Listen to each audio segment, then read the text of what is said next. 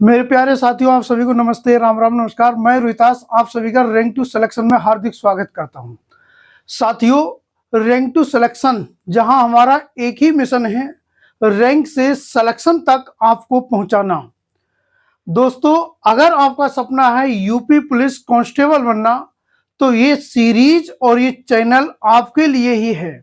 साथियों, आज से हम शुरू कर रहे हैं मैथ्स की एक कंप्लीट सीरीज, जिसका क्लियर टारगेट रहेगा मैथ्स में मैक्सिमम स्कोर करके सिलेक्शन पक्का करना। क्योंकि मैथ्स एक ऐसा सब्जेक्ट है जिसमें अगर कॉन्सेप्ट क्लियर हो जाए तो फुल मार्क्स लाना बिल्कुल पॉसिबल है। साथियों, यूपी पुलिस में क्वेश्चंस बेसिक होते हैं, क्वेश्चंस कभी डिफिकल्ट नहीं आते। साथियों, इसलिए स्पीड और एक्यूरेसी ही आपको रैंक दिलाती है। इसलिए इस सीरीज में हम हर टॉपिक को एग्जाम ओरिएंटेड तरीके से पढ़ेंगे। शॉर्ट ट्रिक एंड कॉन्सेप्ट दोनों कवर करेंगे और प्रीवियस ईयर पैटर्न पर फोकस रहेगा। साथियों, आज का टॉपिक है नंबर सिस्टम। नंबर सिस्टम ही क्यों? साथियों, क्योंकि ये मैथ्स का सबसे इंपॉर्टेंट चैप्टर है और जो हर टॉपिक की फाउंडेशन है। अगर ये स्ट्रांग हो गया तो मैथ्स आपके लिए सबसे आसान सब्जेक्ट बन जाएगा। तो चलिए दोस्तों, बिना समय गवाए शुरू करते हैं नंबर सिस्टम का पहला कॉन्सेप्ट, क्लासिफिकेशन ऑफ नंबर्स। तो चलिए साथियों, सबसे पहले एक बेसिक सवाल से समझते हैं, नंबर्स आखिर होता क्या है। तो आप कहेंगे नंबर्स वह मैथमेटिकल वैल्यू है जिसका यूज हम काउंटिंग, मेजरमेंट एंड कैलकुलेशन के लिए करते हैं। क्या कहलाएगा? नंबर कहलाएगा। चलिए अब एक एक करके नंबर्स के सभी टाइप समझते हैं। सबसे पहले बात करते हैं साथियों, नंबर्स को कितनी कैटेगरी में डिवाइड किया गया है। तो आप कहेंगे नंबर्स को दो कैटेगरी में डिवाइड किया गया है। कितनी कैटेगरी में? नंबर्स को दो कैटेगरी में डिवाइड किया गया है। कौन सी दो कैटेगरी? तो नंबर एक, वास्तविक संख्याएं, रियल नंबर, और सेकंड, काल्पनिक संख्याएं, इमेजिनरी नंबर्स। क्या होते हैं ये? तो देखिए, सबसे पहले वास्तविक संख्याएं। वे सभी संख्याएं जो संख्या रेखा पर दर्शाई जा सकती हैं। वे सभी संख्याएं जो संख्या रेखा पर, नंबर लाइन पर दर्शाई जा सकती हैं, क्या कहलाएंगी? वास्तविक संख्याएं कहलाएंगी, रियल नंबर कहलाएंगे। दूसरी, काल्पनिक संख्याएं, इमेजिनरी नंबर। क्या होते हैं? तो ऋणात्मक संख्याओं के वर्गमूल, square root of negative numbers, क्या कहलाएंगे? काल्पनिक संख्याएं। अर्थात आप कह सकते हैं वे संख्याएं जो रूट चिन्ह के अंदर माइनस में होती हैं, काल्पनिक संख्याएं कहलाती हैं। क्लियर हुआ? चलिए एक एग्जांपल समझते हैं। जैसे आपसे पूछा, बताओ रूट 4 की वैल्यू क्या होगी, तब आपका आंसर रहेगा रूट 4 की वैल्यू होगी 2। अब अगर आपसे पूछा, बताओ रूट -4 की वैल्यू क्या होगी, अब आपका आंसर अगर 2 है तो ये क्या रहेगा? आपका गलत रहेगा। तो क्या होगी इसकी वैल्यू? इसकी वैल्यू होगी 2i। ठीक है, क्या होगी इसकी वैल्यू? 2i। क्योंकि काल्पनिक संख्याएं, इमेजिनरी नंबर को हम आयोटा के i से डिनोट करते हैं, तो इसलिए क्या होगा? ये 2i होगा। क्लियर हुआ? तो संख्याओं को कितनी कैटेगरी में डिवाइड किया गया है? तब आपका आंसर रहना चाहिए संख्याओं को दो कैटेगरी में डिवाइड किया गया है, एक वास्तविक संख्याएं और दूसरी काल्पनिक संख्याएं। वास्तविक संख्या क्या होती हैं? वे सभी संख्याएं जो संख्या रेखा पर दर्शाई जा सकती हैं, नंबर लाइन पर रिप्रेजेंट की जा सकती हैं। ठीक है? और काल्पनिक संख्याएं, तब आप कहेंगे ऋणात्मक संख्याओं के वर्गमूल, काल्पनिक संख्याएं कहलाती हैं, square root of negative numbers. Clear हुआ? अब साथियों, एक संख्या है सम्मिश्र संख्या, कॉम्प्लेक्स नंबर। क्या होती है ये संख्याएं वास्तविक और काल्पनिक संख्याओं से मिलकर बनी होती हैं। सम्मिश्र संख्या क्या है? सम्मिश्र संख्या कॉम्प्लेक्स नंबर, ये वह संख्या होती है जो वास्तविक और काल्पनिक दोनों संख्याओं से मिलकर बनी होती है।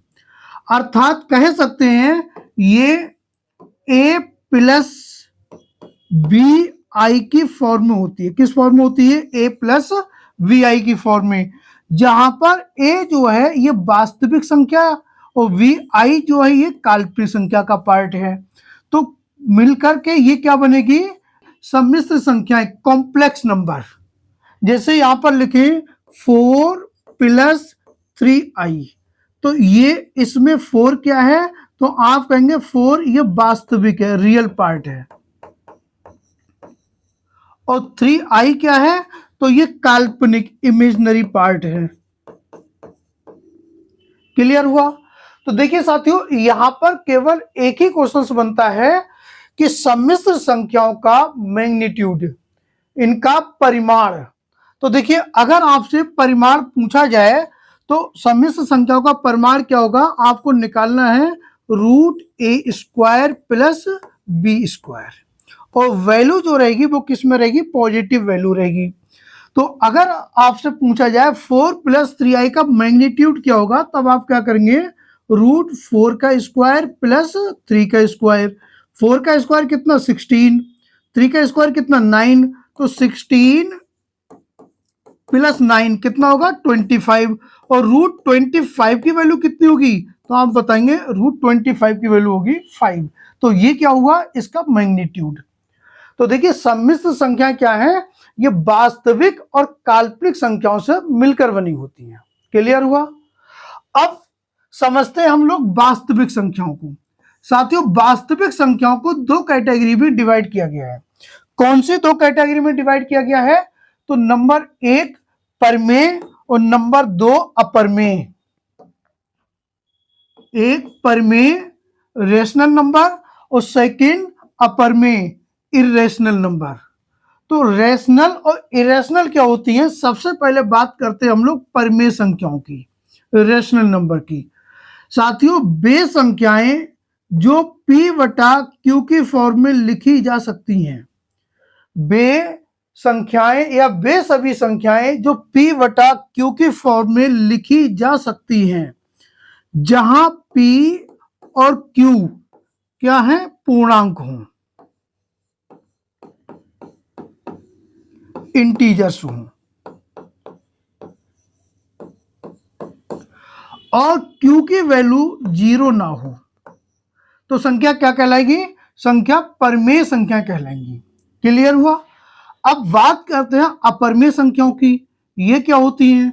तो देखिए वे संख्याएं जो p/q की फॉर्म में नहीं लिखी जा सकती, जहां p और q क्या हो? पूर्णांक हैं। p और q क्या?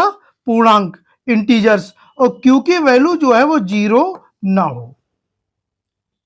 तो देखिए संख्याओं को कितनी कैटेगरी में डिवाइड किया गया? दो कैटेगरी में। कौन कौन सी? तो एक वास्तविक, रियल, और सेकंड काल्पनिक, इमेजिनरी। अब वास्तविक संख्याओं को कितनी कैटेगरी में डिवाइड किया गया? तब आप कहेंगे दो कैटेगरी में, एक परमेय और दूसरी अपरमेय, रेशनल और इरेशनल। परमेय क्या होती हैं?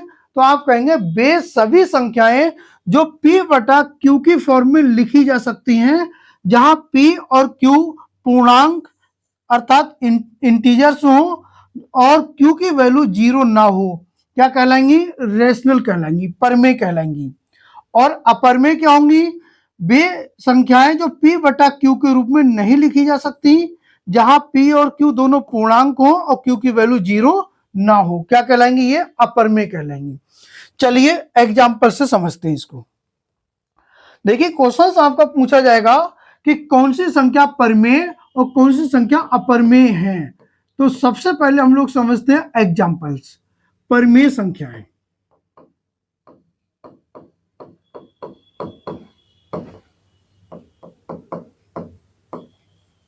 रेशनल नंबर क्या थी? अभी पढ़ा था हम लोगों ने वे संख्याएं जो p बटा q के रूप में लिखी जा सकती हैं, जहां p और q क्या है, पूर्णांक है, इंटीजर्स हैं, और q की वैल्यू 0 ना हो। चलिए एग्जाम्पल देखते हैं। जैसे 1/2, 1/3, 1/4, 1/5, 2/3, 2/5, 22/7, ये सभी संख्याएं जो फ्रैक्शन के फॉर्म में है, क्या है, परिमेय संख्याएं हैं, रेशनल नंबर हैं। चाहे ये पॉजिटिव हो तब भी रेशनल, नेगेटिव हो तब भी रेशनल। क्लियर हुआ? देखिए इसी तरीके से अगर डेसिमल की संख्याएं हैं, जैसे 0.5, 1.25, 3.14, 5.752, तो ये सारी संख्याएं क्या हैं, सारी संख्याएं परिमेय हैं, रेशनल हैं। क्यों? जैसे यहां पर भाई 0.5, दशमलव हटाएंगे, बटे में 10 लिखेंगे, संख्या क्या होगी, p बटा q की फॉर्म में। यहां पर दशमलव हटाकर बटे में 100 लिख सकते हैं, p बटा q की फॉर्म में। दशमलव हटाकर के बटे में 100 लिख सकते हैं, p बटा q की फॉर्म में। तो ये सभी संख्या क्या है, p बटा q की फॉर्म में है, तो क्या कहलाएंगे, ये परिमेय संख्या कहलाएंगी। क्लियर हुआ? चाहे ये पॉजिटिव हो तब भी परिमेय, नेगेटिव है तब भी परिमेय। चलिए नेक्स्ट एग्जांपल देखिए। अगर पूर्णांक की बात करें, जैसे 1, 2, 3, 4, 5, 6, इस तरीके की जो संख्याएं हैं, ये भी क्या है, सभी ये भी सभी परिमेय संख्या है, रेशनल नंबर है। क्यों रेशनल है? क्योंकि हर संख्या के बटे में एक हमेशा छिपा रहता है। भाई 1 को हम 1/1, 2 को 2/1, 3 को 3/1, 4 को 4/1, 5/1, 6/1 लिख सकते हैं। तो ये सारी संख्या क्या है, p बटा q की फॉर्म में है, या p बटे q की फॉर्म में लिखी जा सकती हैं। तो इसलिए ये क्या है, सभी परिमेय संख्याएं हैं। चाहे ये पॉजिटिव इंटीजर्स हो या नेगेटिव इंटीजर्स हो, चाहे धनात्मक पूर्णांक हो या ऋणात्मक पूर्णांक हो, सभी क्या हैं, सभी परिमेय संख्याएं हैं। चलिए और एग्जाम्पल समझते हैं, और कौन सी संख्या है जो परिमेय है। जैसे रूट वाली संख्याएं, रूट वाली वे संख्याएं जो पूरी पूरी बाहर आ सकती हैं, अर्थात जो पूर्ण वर्ग हो, परफेक्ट स्क्वायर हो, जैसे √1, √4, √9, √16, √25, √36, तो ये सभी क्या है, ये सभी रेशनल नंबर है, परिमेय संख्या है। क्यों? क्योंकि √1 की वैल्यू 1, और 1 को हम 1/1 लिख सकते हैं। √4 की वैल्यू 2, 2 को हम 2/1 लिख सकते हैं। इसी तरीके से √9 को 3/1, 16 को 4/1, √25 को 5/1 लिख सकते हैं। इसलिए ये सभी क्या है, सभी परिमेय संख्या है, रेशनल नंबर है। क्लियर हुआ? तो देखिए रेशनल नंबर में आपके फ्रैक्शन चाहे पॉजिटिव हो या नेगेटिव हो, डेसिमल चाहे पॉजिटिव हो या नेगेटिव हो, इंटीजर्स चाहे पॉजिटिव हो या नेगेटिव हो, या रूट की वे संख्याएं जो पूर्ण वर्ग हो या परफेक्ट स्क्वायर हो, ये सभी संख्या क्या है, परिमेय हैं। तो बताइए अपरिमेय क्या है? तो साथियों अपरिमेय को समझने से पहले हमको समझना है डेसिमल। साथियों देखिए डेसिमल क्या होती हैं, दशमलव संख्याएं। तो दशमलव की संख्याएं दो टाइप की होती हैं, एक शांत दशमलव, टर्मिनेटिंग डेसिमल, और दूसरी होती है नॉन टर्मिनेटिंग डेसिमल, अशांत दशमलव। क्या होते हैं ये? देखिए शांत दशमलव, नाम से ही है शांत दशमलव, अर्थात दशमलव की वे संख्याएं जो दशमलव के बाद शांत हो जाए। ठीक है, जैसे 0.5, 0.25, 1.50, 3.14, 5.256, तो ये संख्याएं क्या है, टर्मिनेटिंग डेसिमल, शांत दशमलव, अर्थात दशमलव के बाद संख्या शांत हो जाए। क्लियर हुआ? अब ये संख्याएं क्या हैं, अभी हमने पढ़ी इस टाइप की संख्याएं रेशनल नंबर्स होती हैं, परिमेय संख्या होती हैं। तो जो टर्मिनेटिंग डेसिमल है ये क्या है आपकी रेशनल नंबर, परिमेय संख्या है। क्लियर हुआ। अब बात करते हैं नॉन टर्मिनेटिंग डेसिमल, अशांत दशमलव। नाम से ये अशांत दशमलव, अर्थात दशमलव के बाद संख्याएं अनंत तक जाती हूं, या कह सकते हैं दशमलव के बाद अंक जो हैं अनंत तक जाते हो, क्या कहलाएंगी, अशांत दशमलव, नॉन टर्मिनेटिंग डेसिमल। ये भी दो टाइप के होते हैं। कौन से दो टाइप, तो एक रिपीटिंग और दूसरी नॉन रिपीटिंग, रिपीटिंग और नॉन रिपीटिंग। तो देखिए साथियों, डेसिमल नंबर्स दो टाइप के, एक टर्मिनेटिंग, दूसरा नॉन टर्मिनेटिंग। टर्मिनेटिंग क्या है, तो अभी पढ़ा रेशनल है, वे नंबर्स जो दशमलव के बाद शांत हो जाए। नॉन टर्मिनेटिंग जो दशमलव के बाद शांत ना हो, क्या कहलाएंगे, नॉन टर्मिनेटिंग। नॉन टर्मिनेटिंग दो टाइप के होते हैं, एक रिपीटिंग और दूसरा नॉन रिपीटिंग। जैसे यहां पर हम लिखे 0.333333 इस तरीके से कहां तक, इनफाइनाइट तक। तो ये क्या है, रिपीटिंग डेसिमल, इनफाइनाइट तक जा रही है संख्या, नॉन टर्मिनेटिंग है, अशांत दशमलव है। ठीक है, अब इसको हम लिख सकते हैं 0.3 और 3 के ऊपर बार। अब इस संख्या को हम p बटा q के रूप में कन्वर्ट कर सकते हैं, ठीक है, जिसको हम डिटेल में फ्रैक्शन वाले टॉपिक में पढ़ेंगे। यहां क्या करेंगे, हम डेसिमल और वार को हटा करके नंबर्स लिखते हैं, जितने नंबर्स के ऊपर वार लगे होते हैं उतनी वार नीचे हम 9 लिखते हैं।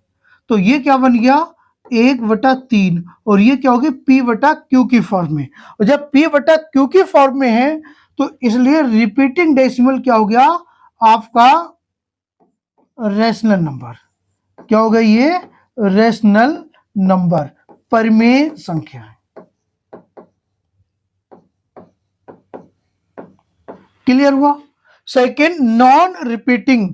देखिए नॉन रिपीटिंग, जैसे यहां पर हम लिखें 0.3256728921 इस तरीके से कहां तक, इनफाइनाइट तक। तो यहां पर क्या है, संख्या रिपीट नहीं हो रही है।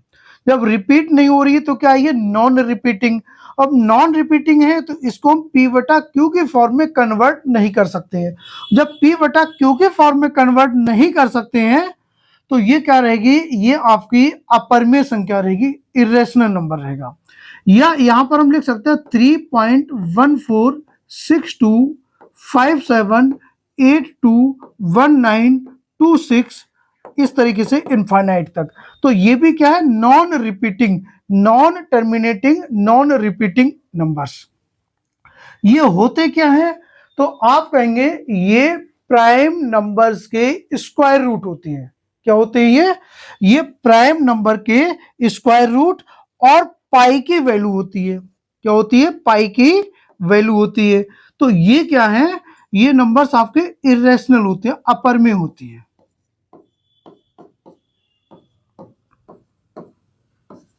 अपरिमेय संख्या, ठीक है, क्लियर हुआ। चलिए अब समझते हैं अपरिमेय क्या होती हैं।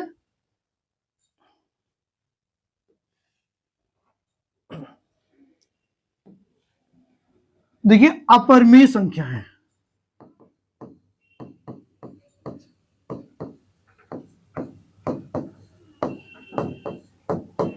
Irrational number.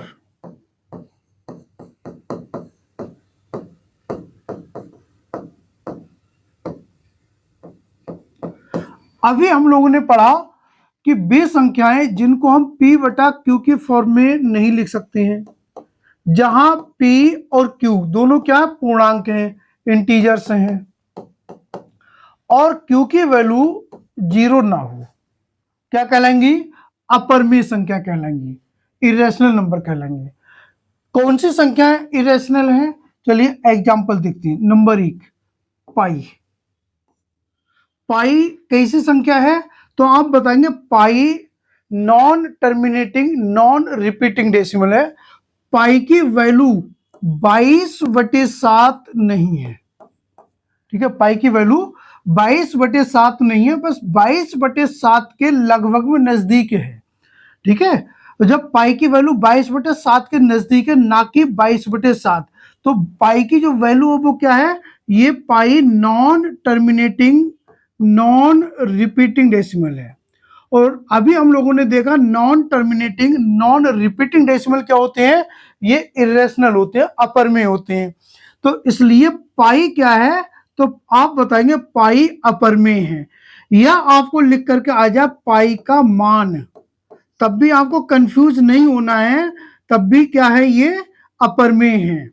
अगर आपसे पूछा जाए 3.14 क्या है, तो आप बताएंगे 3.14 परमेय है। 22/7 क्या है, 22/7 परमेय है। अगर आपसे पूछा जाए पाई क्या है, अपरमेय, पाई का मान क्या है, अपरमेय, तो पाई का मान 22/7 या 3.14 नहीं है, ठीक है। पाई का मान 22/7 से थोड़ा सा कम है, ठीक है, लगभग में नजदीक है। लेकिन ये संख्या है कैसी, तो non terminating non repeating decimal है, इसलिए ये क्या है, आपकी अपर में है, इरेशनल है। सेकंड, प्राइम नंबर्स के स्क्वायर रूट, अभाज्य संख्याओं के वर्गमूल, जैसे √2, √3, √5, √6, या कह सकते हैं रूट की वे संख्याएं जो पूरी पूरी बाहर नहीं आती हैं, वो क्या कहलाएंगी, आपकी अपर में कहलाएंगी। जैसे √7, √8, √10, √11, ये सारी संख्या क्या है, सारी संख्याएं अपर में हैं। तो आपको ध्यान रखना है, रूट की वे संख्याएं जो पूरी पूरी बाहर आ जाएं पर में, और जो पूरी पूरी बाहर ना आए वो क्या होंगी, अपर में होंगी, इरेशनल होंगी। क्लियर हुआ। तीसरी संख्या कौन सी, देखिए next, non terminating non repeating,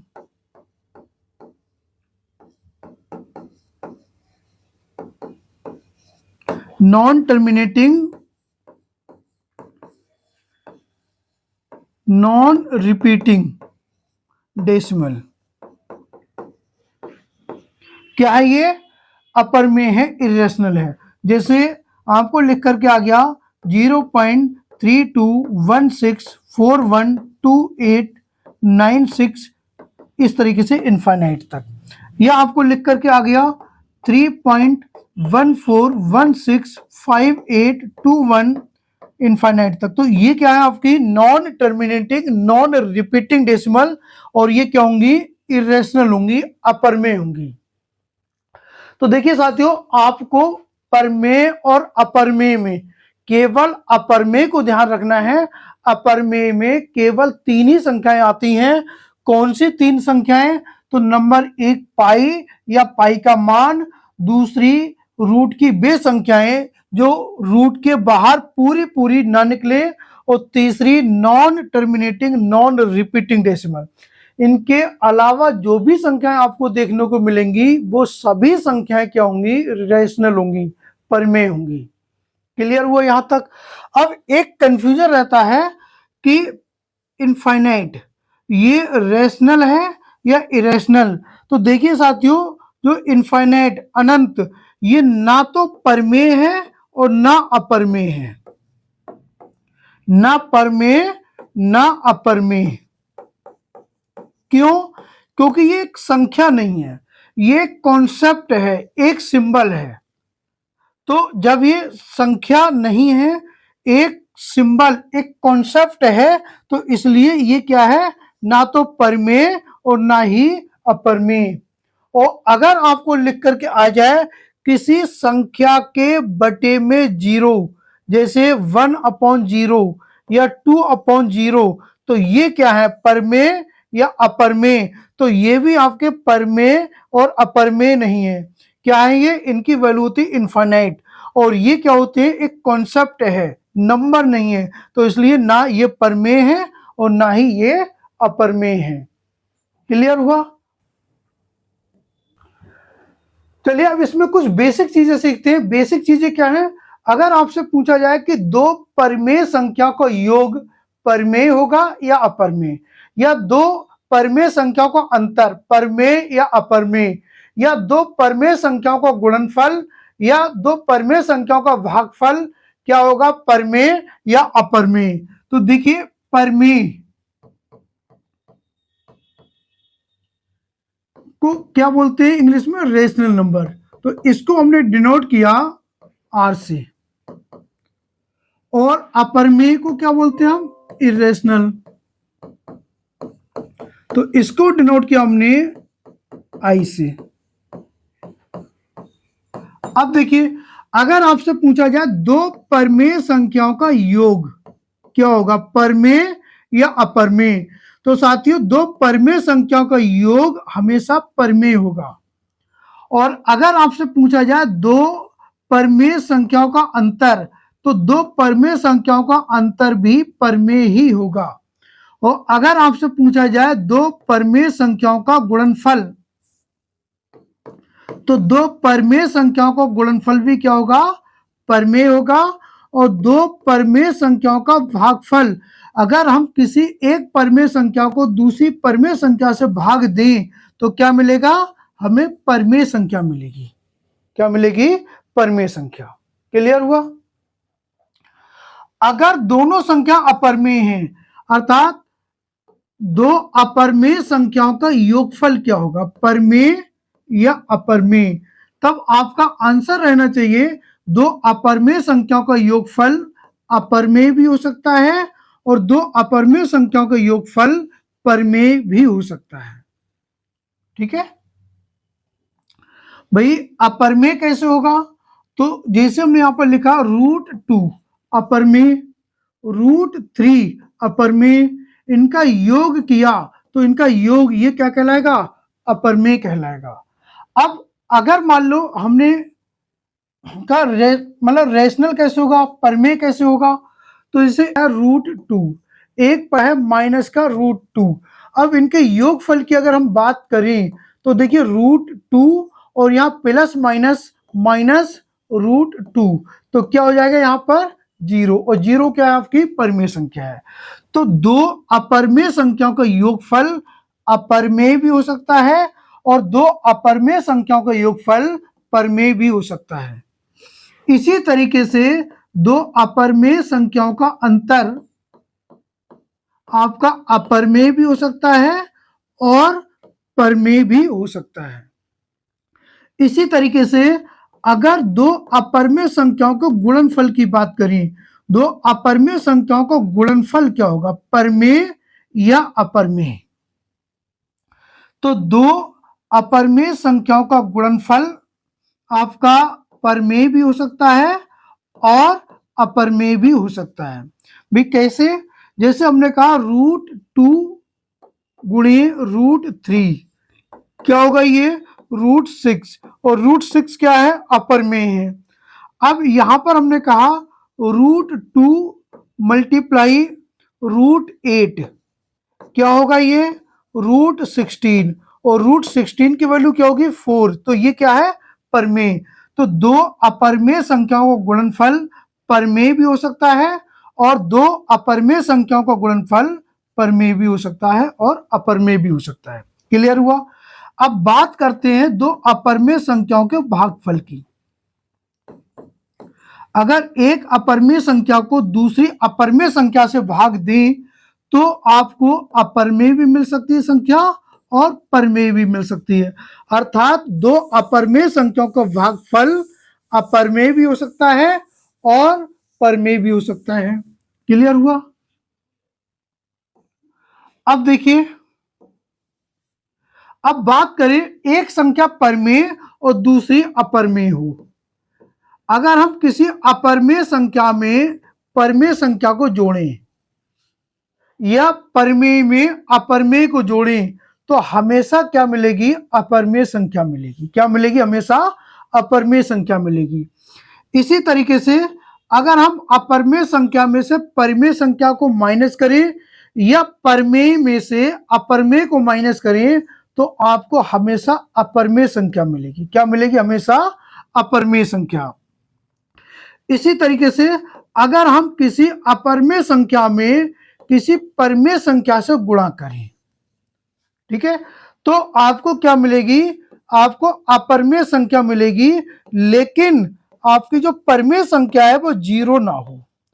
अगर परमेय संख्या ये 0 ना हो तब आपको अपरमेय और परमेय का गुणनफल आपको हमेशा अपरमेय मिलेगा।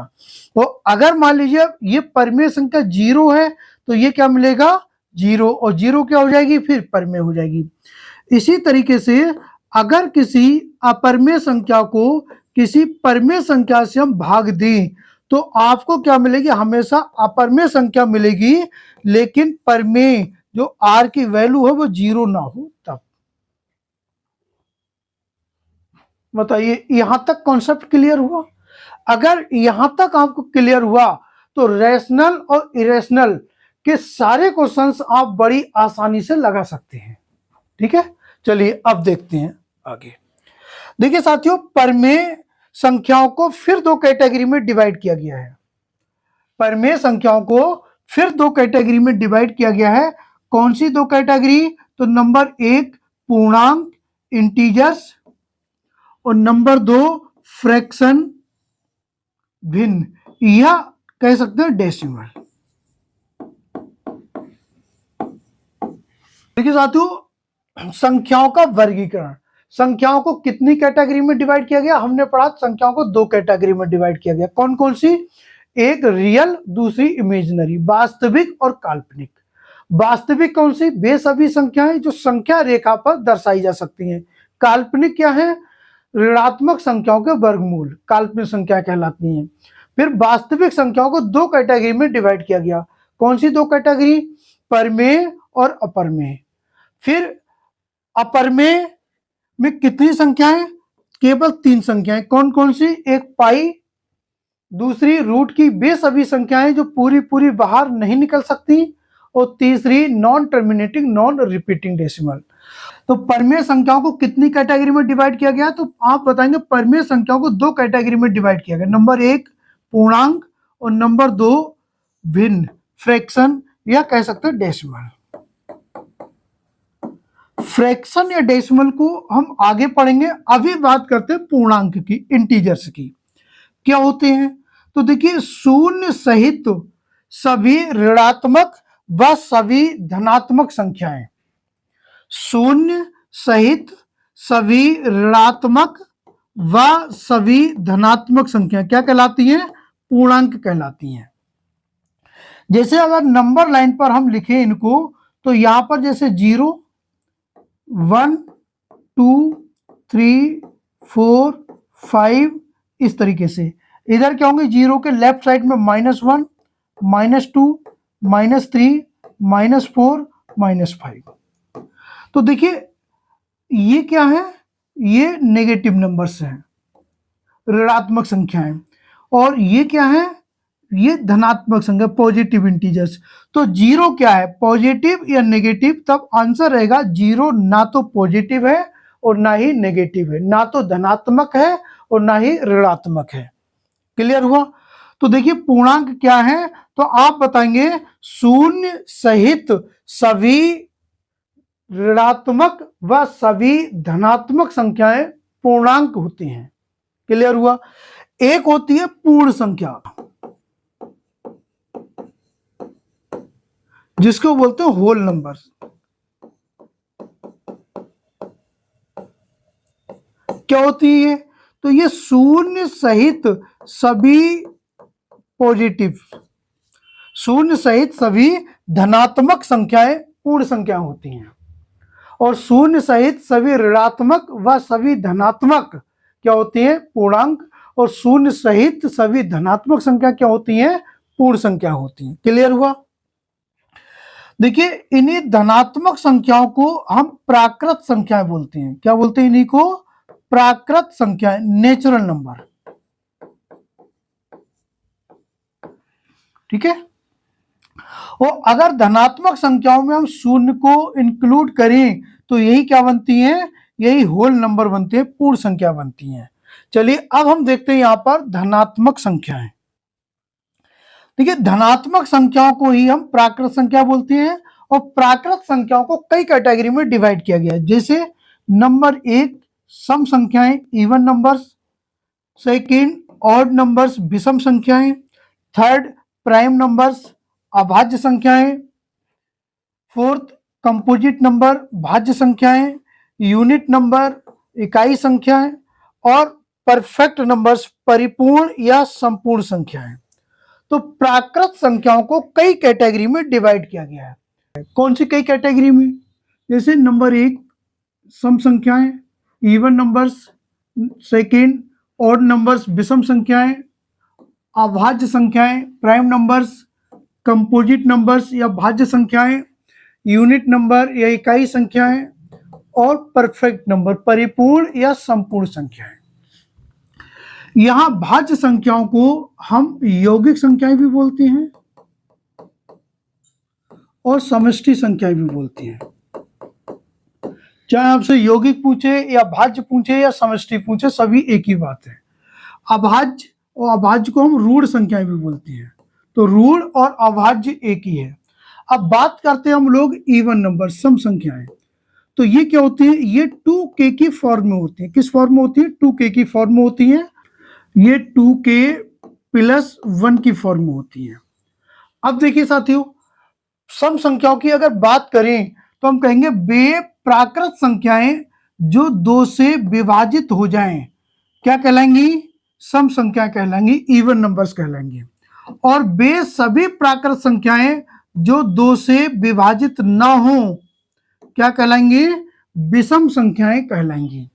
अब अगर आपसे एक सवाल पूछा जाए कि बताओ -10 क्या है, सम या विषम, इवन या ऑड? तो देखिए यहां पर एक बात ध्यान रखनी है भाई, अगर आपसे यही पूछा जाता कि सबसे छोटी सम संख्या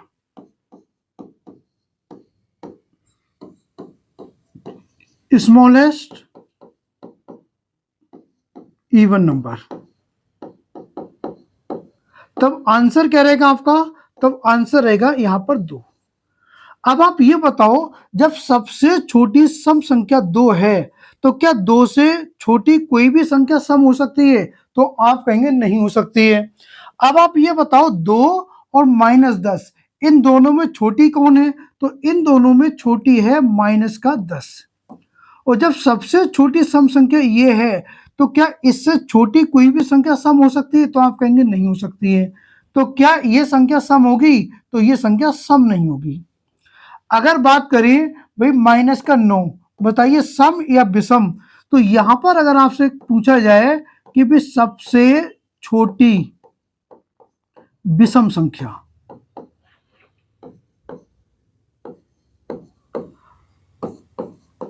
स्मॉलेस्ट ऑड नंबर,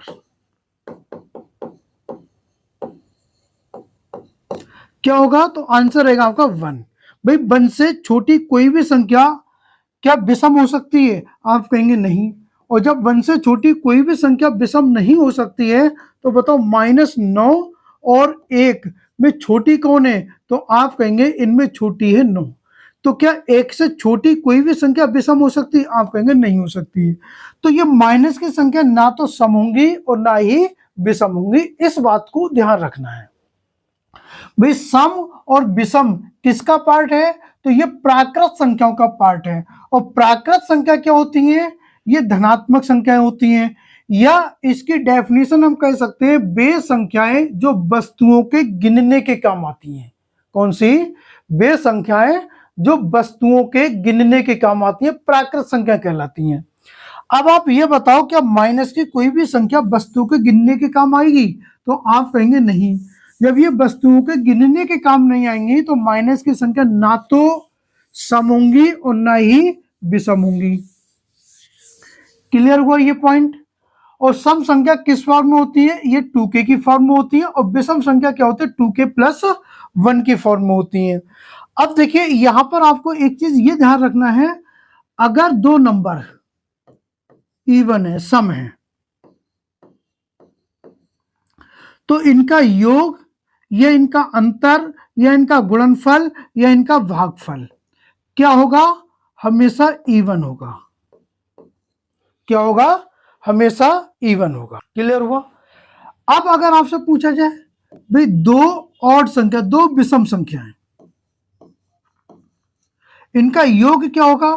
तो इनका योग या इनका अंतर या इनका गुणनफल या इनका भागफल। देखिए जैसे यहां पर हम देखें भाई 3 और ये क्या है? एक 5 मानी। एक संख्या विषम हमने क्या मानी? 3 और एक क्या मानी? 5।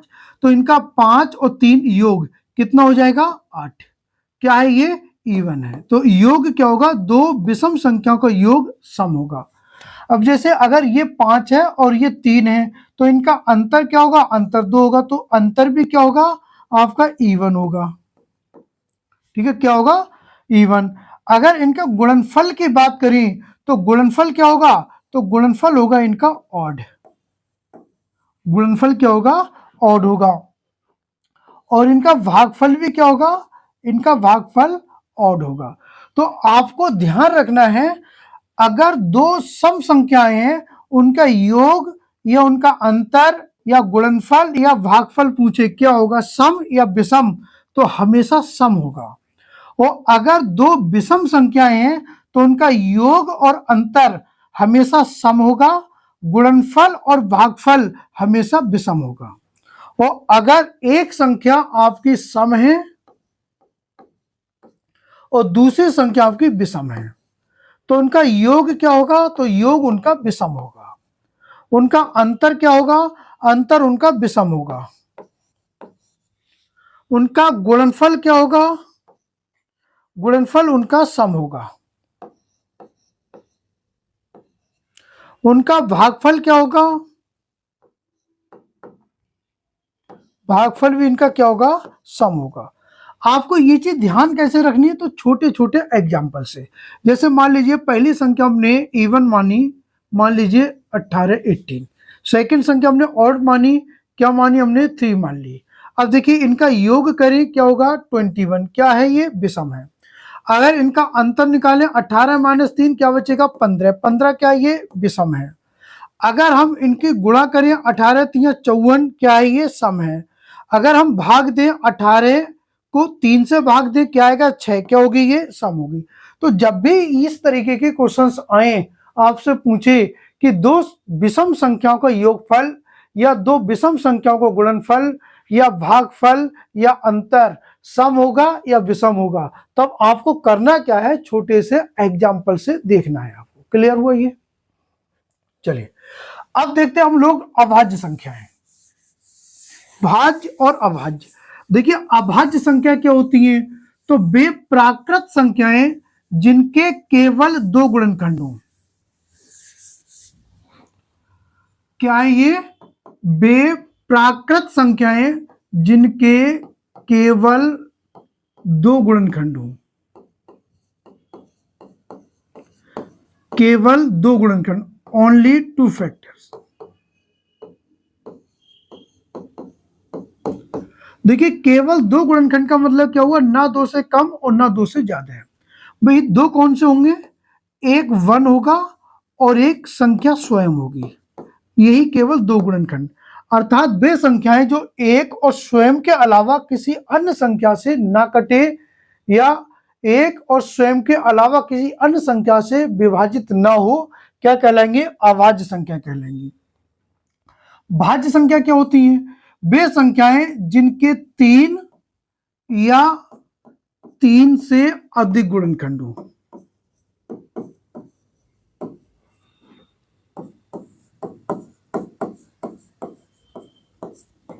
ठीक है।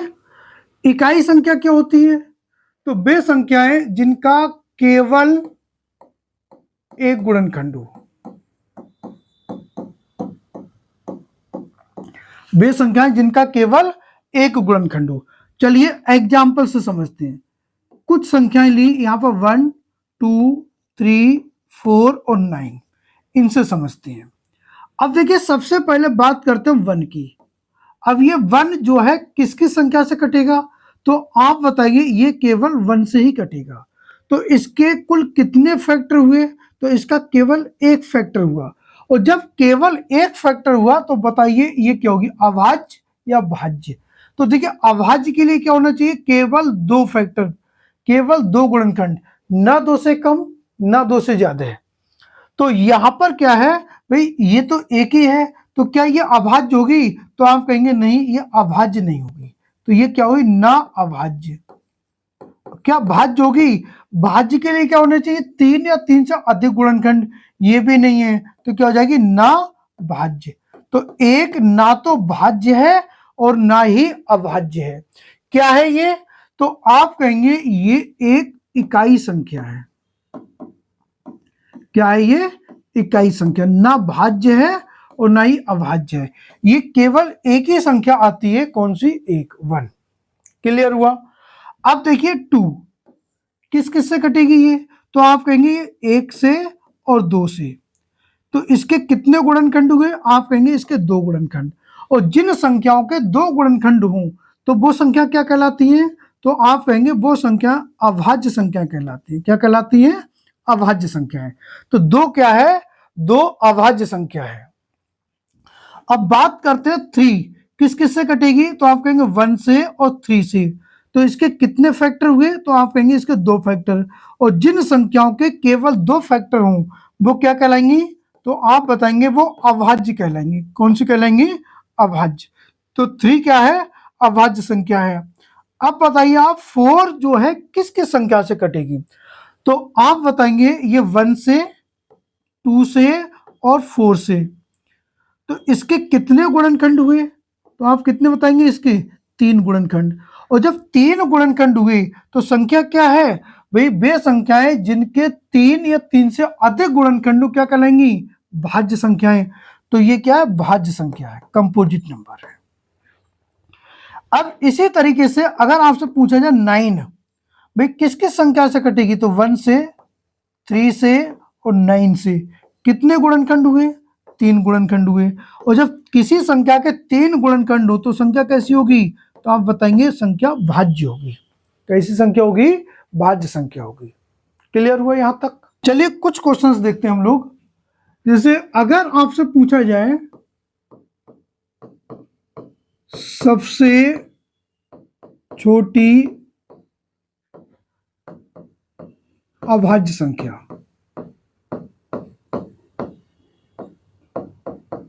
Smallest prime number,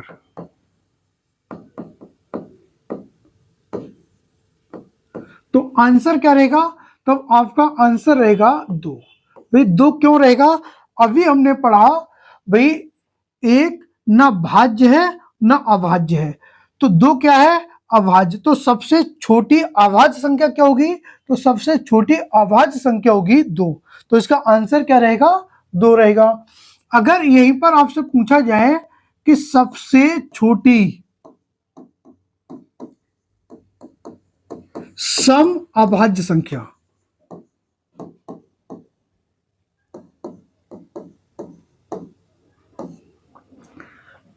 smallest even prime number, अब आंसर क्या रहेगा? अब भी आंसर 2 ही रहेगा। दोस्तों 2 एक ऐसी इवन नंबर है जो आपकी प्राइम भी है। 2 के अलावा, 2 के अलावा ऐसी कोई सम संख्या नहीं है जो प्राइम संख्या हो, अभाज्य संख्या हो। तो सबसे छोटी सम अभाज्य संख्या क्या रहेगा? आंसर 2 रहेगा। अब नेक्स्ट क्वेश्चन देखिए, सबसे छोटी विषम अभाज्य संख्या, स्मॉलेस्ट ऑड प्राइम नंबर, तब आंसर क्या रहेगा? आंसर रहेगा आपका 3। भाई देखिए अभी हम लोगों ने पढ़ा भाई 1 ना प्राइम है और ना ही कंपोजिट, 2 क्या है? प्राइम है। और 2 कैसी है? ये इवन प्राइम। 3 क्या है? ये भी आपका प्राइम है। कैसी प्राइम है? Odd prime. तो सबसे छोटी ऑड प्राइम नंबर, सबसे छोटी ऑड प्राइम नंबर विषम अभाज्य संख्या, तो आंसर क्या रहेगा? तो आंसर रहेगा 3। नेक्स्ट क्वेश्चन देखिए, अगर आपसे पूछा जाए कि सबसे छोटी भाज्य संख्या,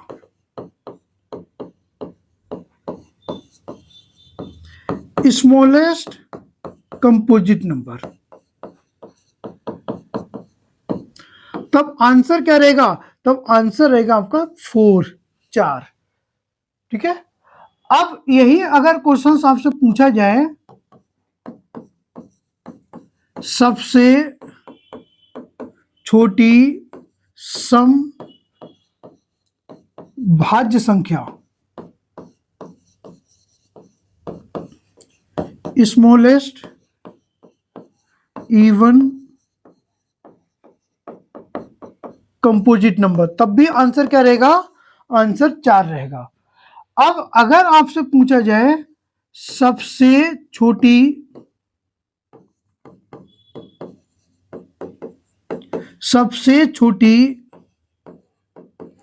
विषम भाज्य संख्या,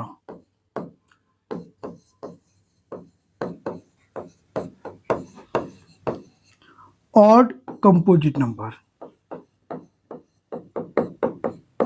तो आंसर क्या रहेगा? तो यहां पर आंसर रहेगा आपका 9। क्या रहेगा? 9। तो देखिए साथियों, ये वो सारे क्वेश्चंस हैं जो डायरेक्ट एग्जाम में पूछता है। एग्जाम में आपसे सबसे छोटी संख्या पूछेगा, ना कि सबसे बड़ी संख्या।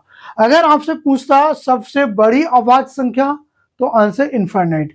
सबसे बड़ी सम अभाज्य संख्या, सबसे बड़ी विषम अभाज्य संख्या, या सबसे बड़ी भाज्य संख्या, क्या रहेगा? इनफाइनाइट।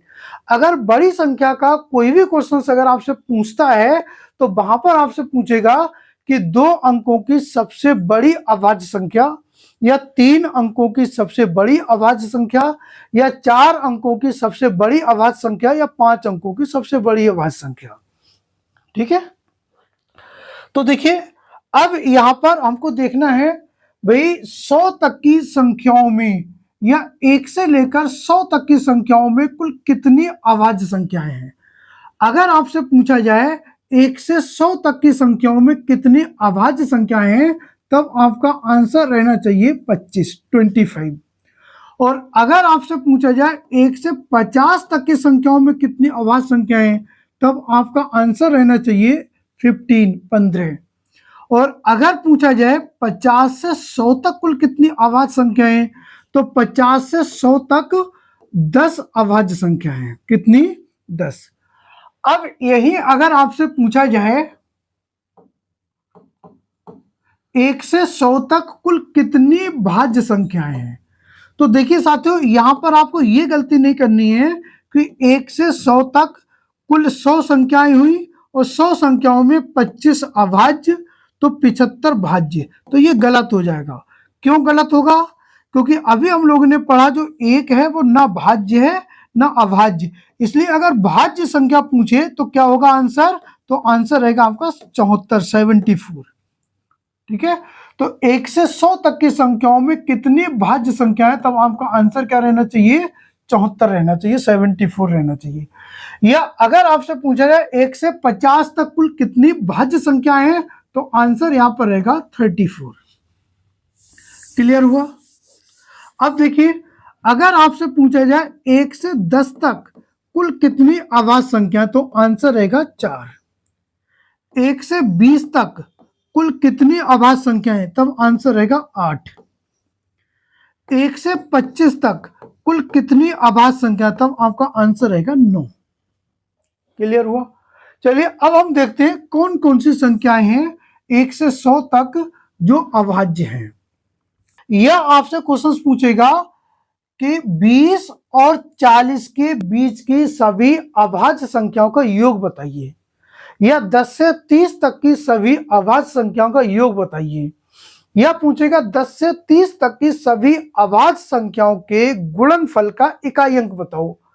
तो देखिए, ये सारे क्वेश्चंस के आंसर हम तभी दे सकते हैं जब हमको अभाज्य संख्याएं पता होंगी। तो चलिए देखते हैं अभाज्य संख्याएं। भाई 1 से 10 तक में कौन कौन सी संख्याएं अभाज्य हैं, तब आपका आंसर रहेगा भाई 2, 3, 5 और 7 कितनी? 4 संख्याएं। 10 से 20 के बीच में कौन कौन सी संख्या अभाज्य है? तो आंसर रहेगा 11, 13, 17 और 19। कितनी संख्याएं 10 से 20 तक? तो 4 संख्याएं। अब अगर देखें 20 से 30 के बीच में कुल कितनी अभाज्य संख्या कौन कौन सी अभाज्य है? तो एक रहेगी 23 और एक रहेगी 29। कितनी? 2 संख्याएं।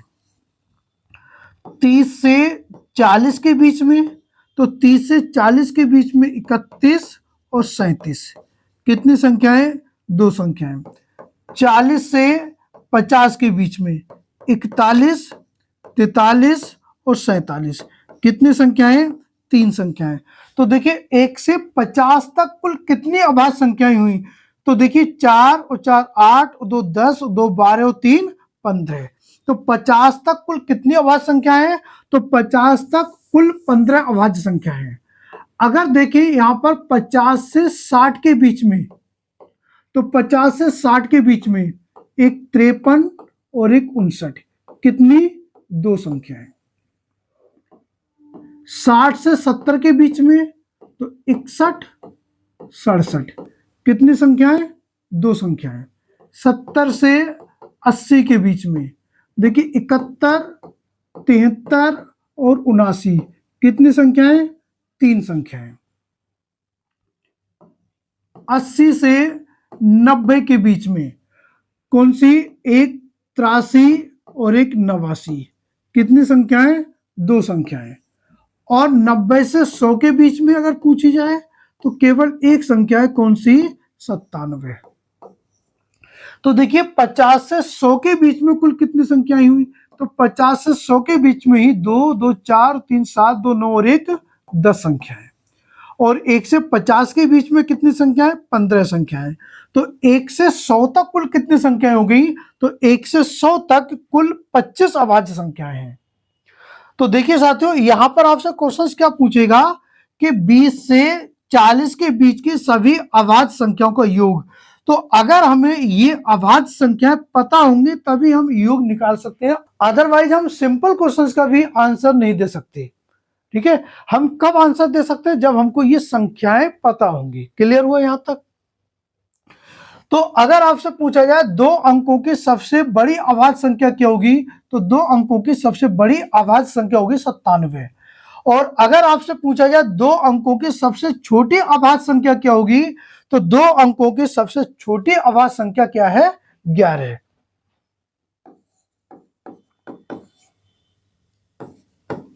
दो अंकों की सबसे छोटी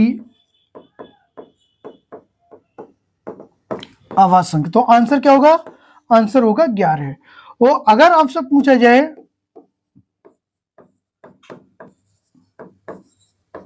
2 अंकों की सबसे बड़ी अभाज्य संख्या क्या होगी? तब आंसर रहेगा आपका 97। ठीक है, अगर आपसे पूछा जाए 3 अंकों की सबसे छोटी अभाज्य संख्या, तो 3 अंकों की सबसे छोटी अभाज्य संख्या क्या होगी? 101। वो अगर आपसे पूछा जाए 3 अंकों की सबसे बड़ी अभाज्य संख्या तो कितनी होगी? 997। आपको इतनी संख्याएं ध्यान रखनी है भाज्य और अभाज्य में। क्लियर हुआ? चलिए अब समझते हैं हम लोग परिपूर्ण संख्या क्या होती है, परफेक्ट नंबर्स। इनको परिपूर्ण संख्या या संपूर्ण संख्या है, कुछ भी कह सकते हैं। देखिए क्या होती है ये। देखिए इसको समझने से पहले हम लोग देखते हैं कुछ संख्याओं के गुणनखंड। जैसे एक संख्या यहां पर हमने लिखी 4, एक संख्या लिखी 6 और एक संख्या लिखी 12। आप बताओ 4 के गुणनखंड कौन कौन से? 4 किस किस संख्या से कटेगी? तो आप कहेंगे 1 से, 2 से और 4 से। तो 4 के गुणनखंड क्या क्या है? 1, 2 और 4। तो इनके गुणनखंडों का योग कितना हुआ? आप कहेंगे 7। इसी तरीके से अगर आपसे कहा जाए 6 के गुणनखंड, तो 1, 2, 3 और 6। इनके गुणनखंडों का योग कितना हुआ? तो 12। भाई 1 और 2 3 और 3 6 और 6 12। यहां पर देखिए 12 को गुणनखंड 1, 2, 3, 4, 6 और 12, तो इनके सभी गुणनखंडों का योग 1 और 2 3 और 3 6 और 4 10 और 6 16, 16 और 12 28। अब देखिए यहां पर 4 के सभी गुणनखंडों का योग संख्या के दोगुने से कम है। 12 के सभी गुणनखंडों का योग संख्या के दोगुने से अधिक है। और यहाँ पर 6 के सभी गुणनखंडों का योग संख्या के दोगुने के बराबर है। तो परिपूर्ण संख्याएं, परफेक्ट नंबर क्या होते हैं? वे संख्याएं जिनके सभी गुणनखंडों का योग संख्या का दोगुना हो, क्या कहलाती हैं? परिपूर्ण या संपूर्ण संख्या कहलाती हैं। ठीक है, क्या है? वे संख्याएं जिनके सभी गुणनखंडों का योग संख्या का दुगना हो, संपूर्ण संख्याएं या परिपूर्ण संख्या कहलाती हैं। क्वेश्चन यहां पर क्या बनेगा कि 100 तक की संख्याओं में कुल कितनी परिपूर्ण या संपूर्ण संख्याएं हैं? तो 100 तक की संख्याओं में केवल 2 ही संख्याएं हैं जो संपूर्ण है। कौन कौन सी? एक 6 और दूसरी 28। और अगर आपसे पूछा जाए 1000 तक की संख्याओं में कितनी संख्याएं संपूर्ण या परिपूर्ण हैं? तो 3 संख्याएं। कौन कौन सी? 6, 28 और 496। आपको ये चीज ध्यान रखनी है। अब देखते हैं हम लोग सह अभाज्य संख्याएं।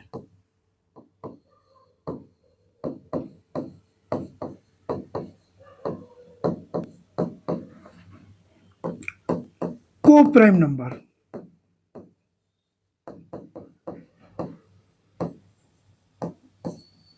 क्या होती है ये? तो देखिए, ऐसी कोई दो संख्याएं जिनमें कुछ भी कॉमन ना हो। जैसे यहां पर संख्या लिखी 6 और 19, क्या इसमें कुछ कॉमन है?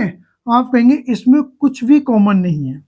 यहां पर हमने लिखा 4 और 15, क्या इसमें कुछ कॉमन है? तो इनमें कुछ भी कॉमन नहीं है। यह हमने यहां पर लिखा 13 और 19, क्या इनमें कुछ कॉमन है? इनमें कुछ भी कॉमन नहीं है। तो हम कह सकते हैं ऐसी कोई भी दो संख्याएं जिनमें कुछ भी कॉमन ना हो, या कह सकते हैं ऐसे कोई भी दो संख्याएं जिनका HCF 1 हो। ऐसी कोई भी दो संख्याएं जिनका HCF क्या हो?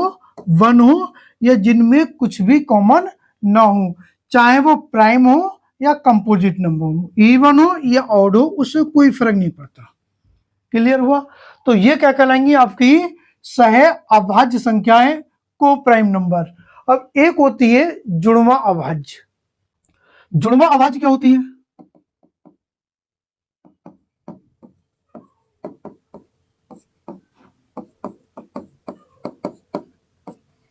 ऐसी दो लगातार अभाज्य संख्याएं जिनके बीच केवल एक संख्या हो।